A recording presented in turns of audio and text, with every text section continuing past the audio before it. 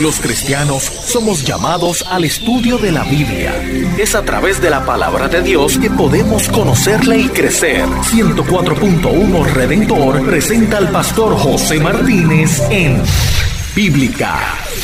Soy el pastor José Martínez Villamil y este es tu programa Bíblica, Estudio y Respuestas de la Palabra de Dios, programa que tiene como propósito ayudarte a conocer mejor a Dios a través del estudio de la Biblia y que se transmite semanalmente por aquí, por Redentor 104.1 FM, desde San Juan, Puerto Rico y a través de internet para todo el mundo. Muchas gracias por tu fiel sintonía de cada semana y recuerda que para preguntas o comentarios puedes escribirnos a la dirección electrónica pregunta@biblica.com, Bíblica con 2K. Repito, pregunta@biblica.com.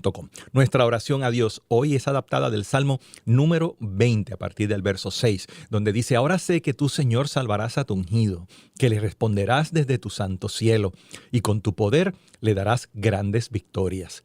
Tus enemigos confían en sus carros de guerra y confían en sus corceles, pero nosotros confiamos en tu nombre, el del Señor nuestro Dios. Ellos son vencidos y caen, pero nosotros nos erguimos y de pie permanecemos. Concede, Señor, la victoria a tu pueblo. Respóndenos cuando te llamemos. Amén. Hoy comenzamos con la nueva serie sobre el Evangelio según San Mateo, Evangelio de Mateo. Dicho esto, bienvenidos a Bíblica, un programa de estudio y respuestas de la Palabra de Dios. Estás en sintonía del programa Bíblica, estudio bíblico sistemático y enseñanza de cómo estudiar las Escrituras, con el análisis del doctor José Martínez. Bienvenidos de regreso a Bíblica, estudio y respuestas de la Palabra de Dios. Y como hemos dicho, estamos comenzando hoy una nueva serie sobre el Evangelio de Mateo. Pero por supuesto, algunos datos introductorios son necesarios. Lo primero que queremos decir es que con respecto a la Biblia podemos afirmar, y eso no es una idea original nuestra, que Jesucristo es su personaje principal y que como un hilo rojo, usando la frase de un autor, el plan de redención de Dios para la humanidad corre como tema central en ambos el Antiguo y el Nuevo Testamento. Y este plan, por supuesto, culminó en la vida, ministerio, muerte y resurrección de nuestro Señor Jesucristo. Aunque existen evidencias históricas de fuentes no cristianas sobre la vida de Jesús, como hemos tocado en programas anteriores, a Él lo conocemos principalmente a través de los 4 relatos conservados en el canon de la Biblia cristiana. A estos relatos los conocemos como los 4 evangelios: Mateo, Marcos, Lucas y Juan. La palabra evangelio quiere decir buenas noticias, buenas nuevas. Y esto es lo que son. El Dios que crea y que habla se ha manifestado al mundo en la persona histórica de Jesús de Nazaret. ¿Y en qué consisten las buenas noticias? Son las buenas noticias del amor de Dios y de la oportunidad que Él nos brinda a través de su Hijo de conocerle y de tener una relación personal con Él, o sea, con Dios, con nuestro Creador. Una relación iniciada por Él mismo, por el mismo Dios, en la que nos ofrece el perdón de pecados y una vida nueva en comunión con Él. Todo esto sin nosotros merecerlo y, por supuesto, a través de Jesús. Y de Jesús es que nos habla Mateo, el primero de los evangelios y objeto de nuestro estudio, como hemos dicho ya, en las próximas semanas, en los próximos programas. Pero antes de entrar en un análisis del contenido del Evangelio de Mateo, es importante pausar para comentar brevemente sobre los evangelios en general y también sobre Mateo en particular. Lo primero, ¿qué quiere decir evangelio? Bueno, ya hemos hablado de las buenas nuevas. Al principio y en el mismo Nuevo Testamento, el término evangelio no designaba ningún libro, sino el mensaje, esas buenas noticias, esa buena nueva. Ahora bien, durante el período post-apostólico, como se le llama, más o menos hasta el año 150 después de Cristo, uno de esos llamados padres de la iglesia, Justino Mártir, comenzó a usar el término evangelio para designar a los escritos en lo que los apóstoles daban testimonio de Jesús. Cada uno de estos escritos recibió el nombre del evangelio según el apóstol cuya autoridad respaldaba el evangelio. También se dio el nombre de evangelio al conjunto de los 4 escritos. Así que llamamos evangelio cuando nos referimos a cada uno de ellos, Mateo, Marcos, Lucas, Juan. Pero también desde entonces, desde muy antiguamente, se usa para referirse a los 4. El evangelio puede usarse para referirse, repetimos, a los 4 evangelios en conjunto. Y esto lo podemos encontrar en el Nuevo Diccionario Bíblico Ilustrado del ya fenecido hace algunos años Samuel Vila Ventura. Ahora, ¿quién los escribe? ¿Cuándo se escribieron? Pues también del doctor Vila, del hermano Samuel Vila, seguimos leyendo lo siguiente. Dice: Papías, obispo de Hierápolis de Frigia, quien hacia el año 125 nos atestigua a través de Juan el presbítero, el discípulo de Juan el evangelista, que Marcos era intérprete de Pedro y que Mateo, discípulo del Señor, escribió en arameo sobre las cosas hechas y dichas por Jesús. Este también lo recogió más tarde el historiador Eusebio de Cesarea. Esta misma información que la confirma también Tertuliano, uno de los líderes tempranos de la iglesia en el siglo II, siglo III, afirmando que los 4 evangelios tienen la misma autoridad. Y así llegamos hasta el año 170 de la era cristiana, cuando Ireneo, el obispo de León y discípulo de Policarpo, que a su vez era discípulo de Juan, el discípulo de Jesús, nos dice que Mateo escribe cuando Pedro y Pablo evangelizaban en Roma hacia el año 50 en lengua hebrea. Marcos transmite la predicación de Pedro hacia el año 65. Lucas, como colaborador y compañero de viaje de Pablo, escribe el evangelio enseñado por este a los gentiles entre los años 67 y 70. Y por supuesto, Juan escribe en Efeso, pero ya casi terminando el siglo I. Lo importante de esta información que conseguimos en el Nuevo Diccionario Bíblico y en cualquier otra fuente de esta naturaleza es lo siguiente: es que detrás de cada uno de estos 4 evangelios se encuentra de manera directa o de manera indirecta la autoridad apostólica. ¿Por qué es esto importante? Porque los evangelios, como relato de la vida, ministerio, muerte, resurrección de Jesús, son fundamentales en la fe cristiana, así como luego las cartas apostólicas. Y fue la misma iglesia la que, reconociendo esa autoridad apostólica, las reconoce como la palabra inspirada de Dios, el fundamento de la fe cristiana. Y es por esto que otros escritos que salieron posteriormente, que surgieron posteriormente, particularmente final del siglo II, principio del siglo III, escritos especialmente por los gnósticos, nunca fueron ni siquiera considerados para pertenecer a este grupo selecto de evangelios, porque detrás de ellos no estaba la autoridad de ningún apóstol, que para entonces ya habían muerto. Así que en el primer siglo, particularmente en la segunda mitad de ese primer siglo, Mateo, de manera directa, Marcos escribiendo, digamos, bajo la autoridad del apóstol Pedro, Lucas bajo la autoridad y experiencia del apóstol Pablo, y Juan escriben sus respectivos evangelios.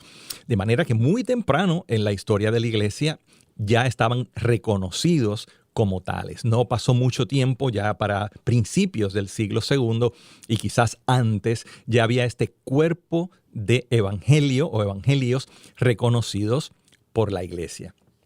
Ahora bien, cuando uno mira los evangelios, lo primero que un estudiante de la Biblia va a notar es que no son iguales.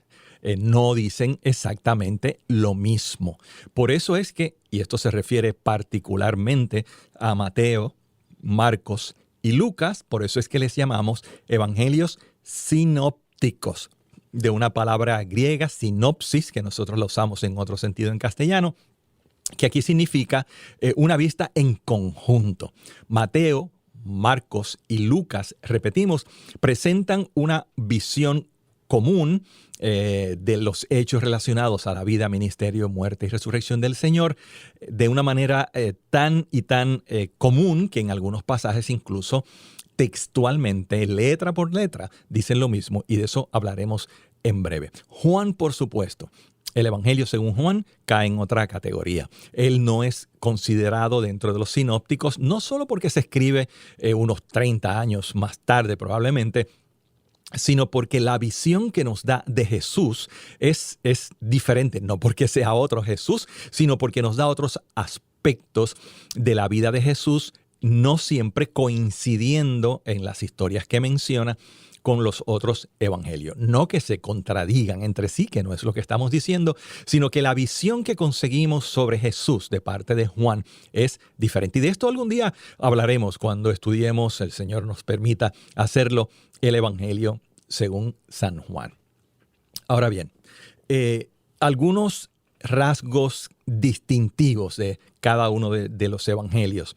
Ellos narran, y estamos particularmente enfatizando aquí Mateo, Marcos y Lucas, los evangelios, repito, que llamamos sinópticos. Ellos narran los mismos hechos, que se refiere a Jesús, en algunos casos el nacimiento, su vida, su ministerio, su muerte, su resurrección, sus enseñanzas, sus milagros, etc. Ahora bien, cada uno de estos evangelios, repetimos, Mateo, Marcos y Lucas, narran estos mismos hechos, pero no necesariamente de forma idéntica. Y de hecho, a veces hasta en diferente orden. Volveremos a eso un poco más adelante. En su narración, cada uno de estos evangelistas parece estar enfatizando aspectos diferentes de Jesús y de su obra.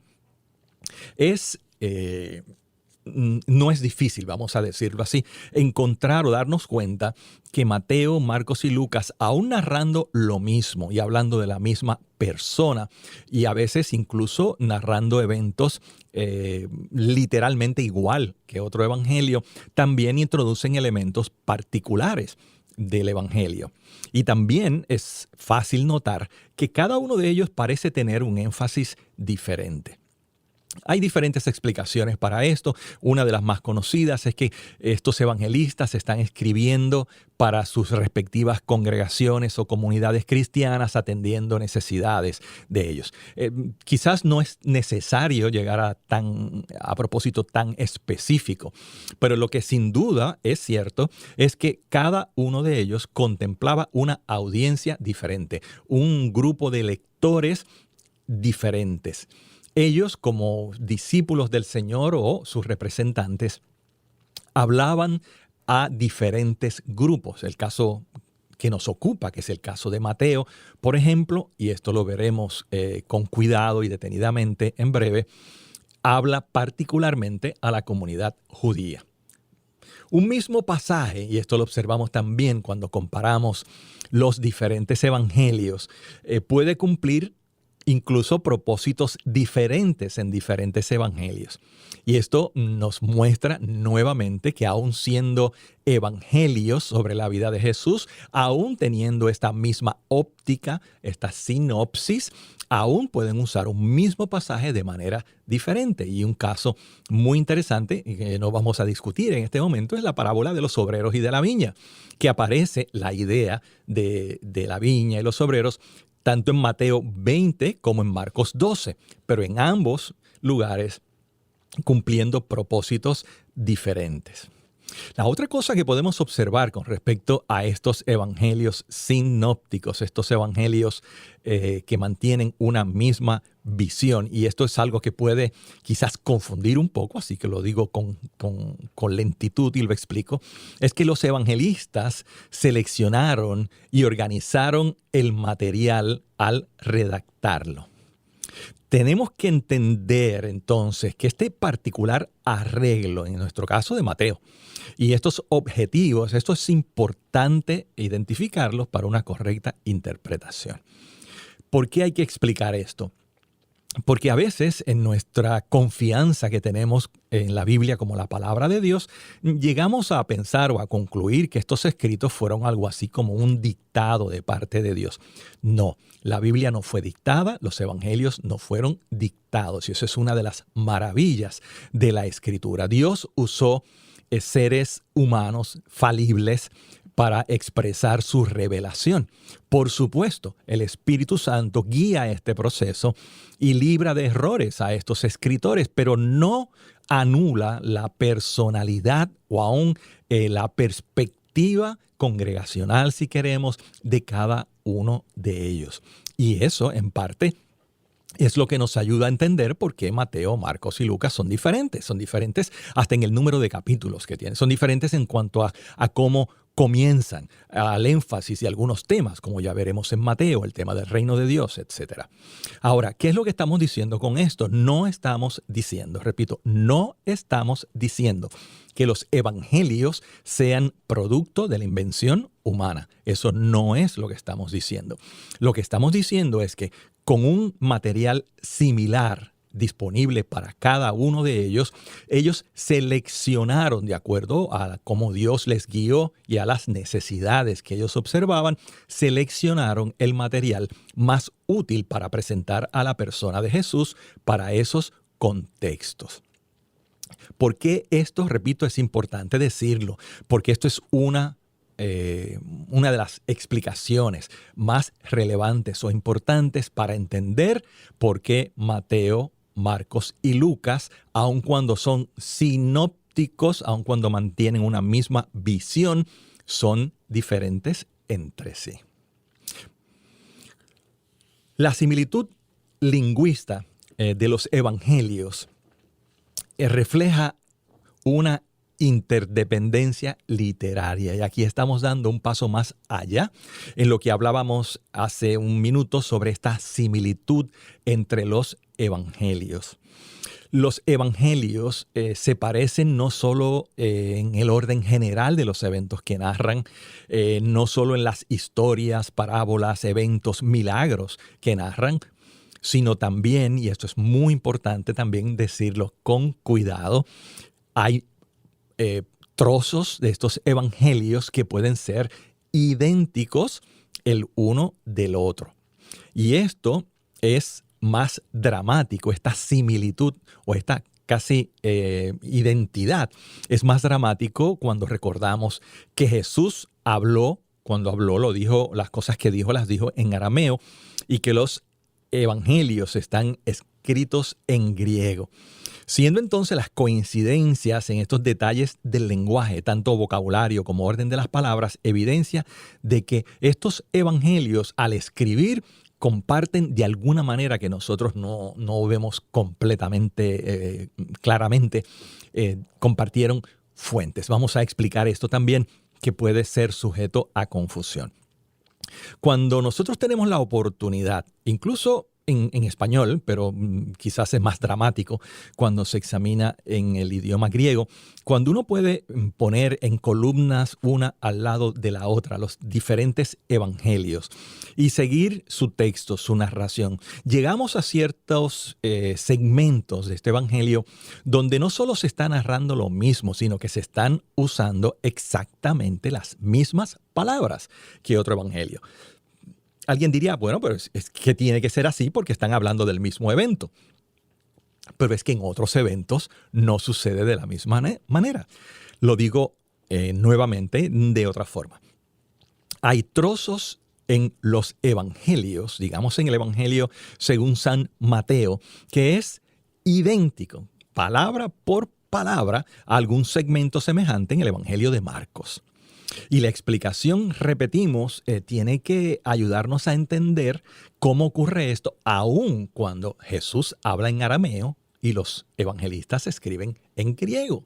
De manera que esta semejanza, o a veces identidad, podríamos decir, entre los evangelios necesita una explicación. Quizás no llegamos a entenderlo completamente, pero ver el fenómeno de esta identidad en el texto de los evangelios es importante para el estudiante de la Biblia. Por ejemplo, el 90% del contenido de Marcos está en Mateo. O sea, Mateo contiene el 90% de Marcos. El 53% del contenido de Marcos está en Lucas. Y hay aproximadamente 200 versos comunes a Mateo y a Lucas que no están en Marcos. Pero en ellos hay coincidencia significativa en el orden de las palabras, en el orden de los relatos. ¿Cómo explicamos esto? Bueno, a esta situación en los estudios bíblicos o del Nuevo Testamento se le llama, y ponga esto entre comillas si está tomando notas, el problema sinóptico. el problema sinóptico. El término es técnico y nosotros no nos vamos a meter en esas aguas más profundas. Pero lo que sí queremos ver es que, número uno, hay una realidad de semejanzas, a veces con exactitud, entre el contenido de los evangelios. Letra por letra, palabra por palabra, aun cuando sabemos que escriben en lugares diferentes, en contextos diferentes, pero en griego, aun cuando Jesús habló en hebreo, lo que aumenta la necesidad de una explicación. Estas similitudes, ¿qué fuente tienen? ¿Qué origen tienen? Pues no lo sabemos exactamente. Hay diferentes teorías y una de las más comunes es que Marcos fue el primer evangelio y que Mateo y Lucas usaron a Marcos y así por el estilo. Repito, ya hasta aquí en términos de profundidad de considerar este tema que es importante, el problema sinóptico, pero hasta aquí vamos a llegar en nuestro estudio. No vamos a ir más profundo en esto y vamos a dejar eso quizás para otro momento o para gente más erudita que nosotros. Bueno, pausamos brevemente, seguimos con nuestro estudio ya entrando en el Evangelio según San Mateo, así que no te retires, disfruta de esta pausa musical. Esto es Bíblica. Sigue en sintonía del programa radial que te brinda herramientas para estudiar y comprender las Escrituras. Bienvenidos de regreso a Bíblica, Estudio y Respuestas de la Palabra de Dios y hoy comenzando una nueva serie sobre el Evangelio según San Mateo. Como material introductorio hemos hablado de los evangelios en general, hemos hablado de quiénes son o fueron sus autores, en qué fecha más o menos es que escribieron, cuál es el significado de esa palabra evangelio. Hemos hablado también de los evangelios sinópticos, hemos explicado por qué se les llama así y hemos dado alguna idea de por qué a esta similitud entre estos primeros tres evangelios, Mateo, Marcos y Lucas, se le llama el problema sinóptico. Es un asunto de cuál es la explicación a estas semejanzas tan significativas en los diferentes evangelios. Pero hasta aquí hemos dejado el material introductorio para ya entrar de lleno en Mateo. Por supuesto, con alguna información general sobre el evangelio primero. Este evangelio se escribe en el año 80 aproximadamente. Otros consideran que esta fecha es muy tardía y que en realidad se escribe en el año antes del año 70. Y esto es importante creerlo o verlo así porque la destrucción del templo en Jerusalén se da en el año 70 y eso nos ayuda a entender el que de manera profética Jesús lo mencione en el capítulo 24, no como una narración de un hecho posterior, como de hecho creen algunos. En este evangelio de Mateo, Jesús está anunciando la llegada del reino de los cielos, el gobierno soberano de Dios sobre la humanidad. Es importante, de hecho, recientemente terminamos la serie sobre el reino de Dios, pero es importante notar que Mateo, que tiene como uno de sus temas principales exactamente este tema, el reino de Dios, no usa la frase reino de Dios, sino reino de los cielos. ¿Por qué? Lo explicaremos en breve. Mateo, sin lugar a dudas, está escribiendo con una audiencia, quizás podríamos decir, mezclada entre judíos y gentiles, pero con un énfasis particular en la perspectiva judía, pensando en el público judío, cristianos y no cristianos también, que verían y leerían este evangelio. Mateo organiza esta presentación coherente de la llegada del reino de Dios en la persona de Jesús. Han pasado siglos y ahora llega el momento de que este reino de Dios en la persona de Jesús llega. Las expectativas han estado creciendo por un largo tiempo y este tema del reino de Dios que viene y que los profetas habían manifestado en sus profecías, valga la redundancia, está llegando a su cumplimiento. Y para completar esa expectativa, la opresión del Imperio Romano sobre esta pequeña colonia judía también hacía que las expectativas aumentaran. El Evangelio de Mateo, importantemente, presenta el reino de los cielos como una realidad ya iniciada en la persona y el ministerio de Jesús, como estuvimos discutiendo o presentando más bien en las últimas semanas. Y este es el motivo o la fuerza principal en el Evangelio de Mateo, que quizás tiene como clímax en el Evangelio estas palabras importantísimas y que veremos luego. Son palabras de Jesús que, refiriéndose de una manera o dirigiéndose de una manera, digamos, general al pueblo judío, dice: en cambio, si expulso los demonios por medio del Espíritu de Dios, eso significa que el reino de Dios o el reino de los cielos ha llegado a ustedes. Esto es Mateo 12:28. Y como centro, como clímax, como fulcro del Evangelio, lo consideraremos un poco más adelante. Como ya adelantamos, el Evangelio de Mateo es el único de los evangelios que usa la frase reino de los cielos. De hecho, la usa 36 veces. Pero ¿qué de particular tiene esto para nosotros? Es que los otros evangelios, recuerden, los otros dos sinópticos usan la frase reino de Dios.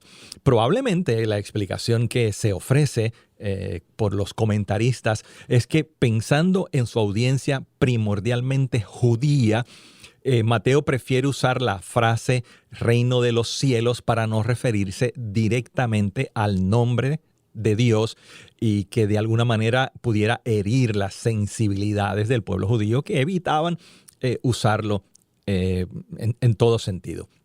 Así que esta forma de referirse al reino de los cielos en lugar de Dios es la forma de Mateo referirse a lo mismo, al reino de Dios y reino de los cielos son la misma cosa. Y este, como hemos dicho ya, es el tema principal en este primer evangelio, que podemos identificarlo como tema principal, el reino de los cielos o el reino de Dios en Mateo. Primero, por la frecuente mención de reino de los cielos, o reino, o rey, o ideas relacionadas. Mateo usa esta temática más que cualquier otro evangelio. Así que esta es nuestra primera evidencia de que en Mateo el tema principal tiene que ver con el reino de los cielos o el reino de Dios. En segundo lugar, la idea de Jesús como rey corre a lo largo de todo el evangelio. El libro comienza estableciendo las credenciales de Jesús como rey a través de su genealogía y termina con la proclamación básicamente de su soberanía, de su realeza, al decir: toda autoridad en los cielos y en la tierra me ha sido dada a mí. Final de Mateo capítulo 28. Así que desde el inicio, las credenciales de Jesús como rey, al final, esta realeza de Jesús manifestada en las palabras donde dice que toda la autoridad en el cielo y en la tierra ha sido puesta sobre él. Esa es nuestra segunda evidencia para decir que el tema central de Mateo es el reino de los cielos o el reino de Dios. La tercera es que vemos que en el desarrollo temático del Evangelio, los principales puntos de inflexión, explicaremos lo que eso quiere decir, los principales puntos de inflexión en su narración están relacionadas al reino de Dios. Muchas veces hemos tratado de transmitir el concepto importante para nosotros en la interpretación de la Biblia, de que la Biblia como escrito es literatura y hay unas herramientas que los autores usan, y aunque inspirado por el Espíritu Santo, como hemos dicho ya, Mateo organiza su material de forma particular. Y hay 2 o 3 lugares en este evangelio donde la dirección de la narración parece cambiar, y eso también lo veremos un poco más adelante. En esos puntos de la narración, el tema crucial es el reino de los cielos o el reino de Dios. Y por estas 3 razones es que creemos que el tema del reino de Dios o reino de los cielos es el principal tema del Evangelio según San Mateo. Mateo, recordemos, es tan solo uno de estos 4 evangelios, pero es quien anuncia con una contundencia más clara la llegada del reino de los cielos, el reinado soberano de Dios sobre la tierra. Pero por supuesto, al hablar de reino hay que hablar de rey. no hay reino si no hay rey. Y Mateo claramente dice que Jesús es el Mesías y es el rey. Con el inicio, los primeros capítulos de este libro, la relación de Jesús con la línea real de David se establece clara, directa, contundentemente. Capítulo 1, versos 1, 6, 17, 20. En esta genealogía se hace claro, de hecho se enfatiza el hecho de que Jesús es descendiente de David, porque Mateo desde el inicio está estableciendo este es el rey del reino de Dios, el rey del reino de los cielos, ha llegado. Así que desde el principio, descendiente de David, Mesías y rey. Aún los llamados magos de Oriente, recuerden, no son ni reyes, ni magos, ni tres, estos personajes misteriosos pero muy interesantes, vienen a ver en el capítulo 2 al rey de los judíos. ¿De qué manera Dios les ha mostrado esta impresionante verdad? No lo sabemos, pero sí sabemos que cuando ellos llegan, preguntan. Queremos saber dónde ha nacido el rey de los judíos porque hemos visto su estrella. Y necesitamos, pues, dirección. Y ya ustedes saben el resto de la narración con Herodes y demás. Jesús mismo, de manera consciente y deliberada, hace referencia a sus credenciales reales cuando en pasajes que trajeron controversia con sus oidores judíos establece su superioridad sobre tanto Salomón en el capítulo 12 como David en el capítulo 22. Y esto es parte de este mensaje que Mateo está ofreciendo. Jesús es el Mesías, Jesús es el rey.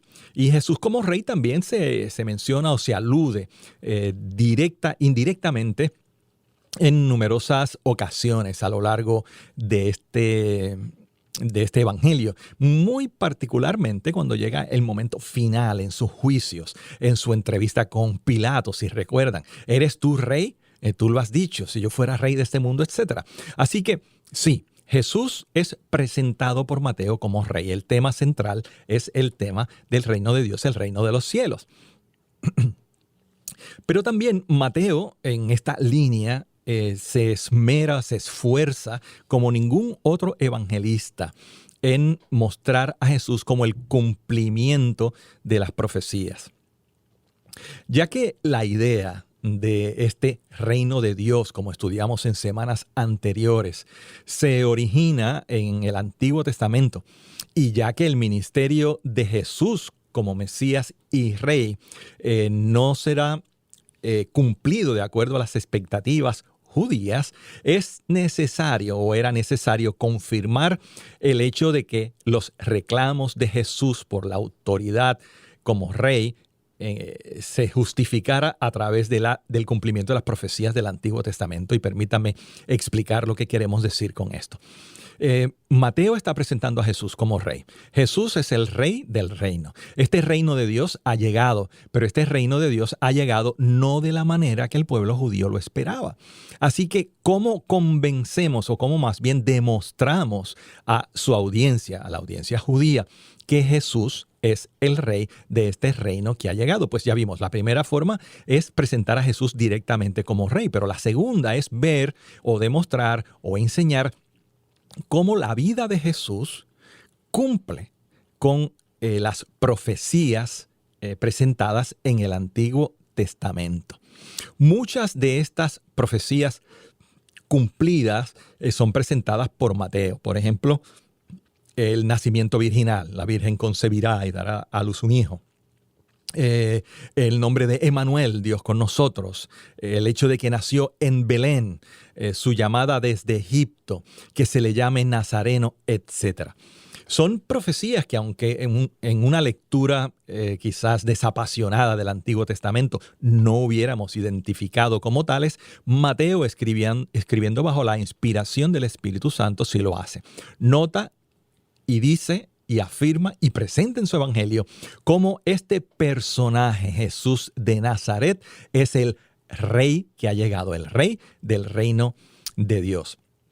Un aspecto interesante de cómo Mateo usa la evidencia para demostrar que Jesús es el Rey es la referencia que él hace o más bien decimos que las referencias que él hace en el Evangelio a este dato de Jesús como Rey surgen como en grupos, como en racimos, concentrados al principio del Evangelio, al final del Evangelio y también en esos momentos importantes de la narración, como el origen de Jesús, la indicación o el inicio de su ministerio, sus enseñanzas, etc.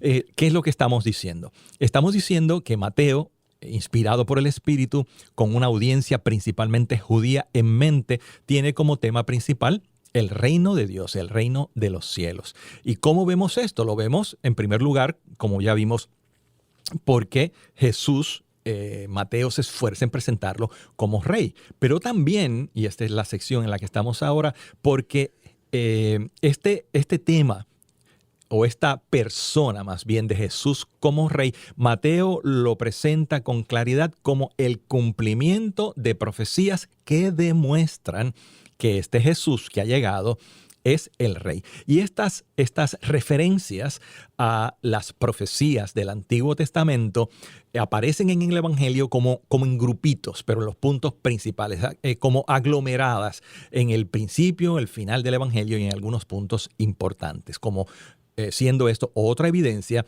de que el tema del Evangelio, más bien de que el reino de los cielos es el tema principal del Evangelio según San Mateo. Y en esa línea, por lo menos en parte, vemos que Mateo presenta en este Evangelio esta colisión, este enfrentamiento, este choque entre dos reinos. El reino de los cielos que ha llegado y que conquista al reino de Satán. En el mismo Evangelio de Mateo vemos claramente, como sabemos por el resto de la Biblia, que Satanás es el enemigo del reino de los cielos. Él mismo tiene su reino y constantemente está presentado en el Evangelio de Mateo como opuesto al ministerio del verdadero rey, tentando a Jesús, usando a Pedro, usando a los líderes religiosos, etc. El reino de los cielos entonces ataca y derrota al enemigo, a Satanás, quitando el territorio de sus manos previamente ocupado por él. Todos los que fueron expuestos a estas evidencias de la llegada del reino de Dios, se espera de ellos que decidan, que asuman una postura sobre este reino. En Mateo vemos enfatizado estos puntos climáticos, pero también la necesidad de que la gente tome una decisión. Y por eso Mateo se preocupa por enseñarnos cuál es la reacción de amigos y enemigos a los milagros de Jesús, que son unas de esas manifestaciones de que el reino de Dios ha llegado. Así que resumimos, estamos hablando de los evangelios, hemos explicado lo que son los evangelios sinópticos y por qué ese tema es importante. Y en nuestro estudio de Mateo, que es el que nos ocupa, hemos visto cómo el tema principal es el reino de Dios y explicamos que hay varias razones para eso. Primero, por el empeño de Mateo de presentar a Jesús como rey, pero también demostrar cómo las profecías del Antiguo Testamento se cumplen en este personaje, en Jesús, y también cómo estos dos reinos, el de Satanás y el reino de los cielos, chocan con una victoria contundente del reino de los cielos, del reino de Dios, en la persona de Jesús, el Rey victorioso, que ya ha vencido al diablo y cuya victoria definitiva se dará al momento de su regreso. Muy bien, esto es todo por el estudio de hoy. Ya nos veremos la próxima semana. Que el Señor les bendiga. Estuvo en sintonía de Bíblica. Puede escribir sus preguntas a pregunta@biblica.com. Será hasta el próximo